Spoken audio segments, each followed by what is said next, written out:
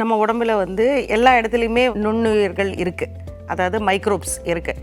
நம்ம தோலில் இருக்குது, வாயில் இருக்குது, கண்ணில் இருக்குது, உடம்பு ஃபுல்லாகவே இருக்குது. மேலும் வந்து நம்ம வாய்க்குள்ளே, தொண்டைக்குள்ளே, அப்புறம் குடலுக்குள்ளே எல்லாமே இருக்குது. இப்போ நம்ம பார்க்க போகிறது வந்து கட் மைக்ரோபயோம்.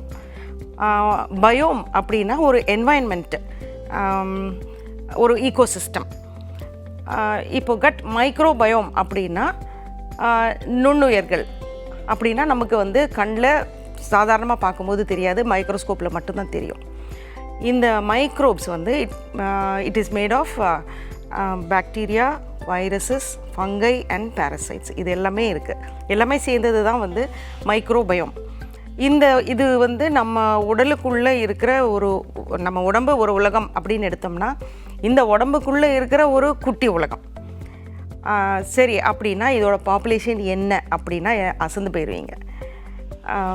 இந்த மைக்ரோப்ஸ் எல்லாமே வந்து கிட்டத்தட்ட 40லேருந்து 100 ட்ரில்லியன். அதாவது நீங்கள் 100க்கு பக்கத்துலேயோ இல்லை 40க்கு பக்கத்துலேயோ 12 சைஃபர் போடணும்.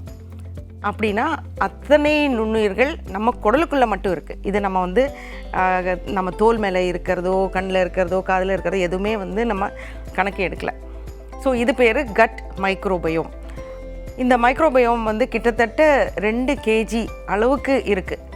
அண்டு பெரும்பாலானது நம்ம குடலுக்குள்ளே, நம்ம குடல் அப்படின்னா வாயிலேருந்து ஆசன வாய் வரைக்கும் குடல் தான் சொல்லுவோம். அதில் நமக்கு இது பெரும்பாலும் இந்த கட் மைக்ரோபயோம் இருக்கிறது கோலன் அப்படிங்கிற அந்த பெருங்குடலில் இருக்குது. மீதி இடத்துலையும் இருக்குது, எல்லாத்துக்கும் ஒரு ஸ்பெசிஃபிக் ஃபங்க்ஷன்ஸும் இருக்குது. ஆனால் பர்டிகுலராக வந்து மேஜர் இருக்கிறது வந்து இந்த கோலன் அப்படிங்கிற இடத்துல. இதை தான் நம்ம வந்து கட் மைக்ரோபயோம் அப்படின்னு சொல்கிறோம். இது ஒரு ஈகோசிஸ்டம். அண்டு இந்த ஈகோசிஸ்டம் வந்து நம்ம பாடியோட ஈகோசிஸ்டமோடு சேர்ந்து சுமூகமாக வாழறது தான் நார்மல், அதாவது ஒரு கட் மைக்ரோபயோம்.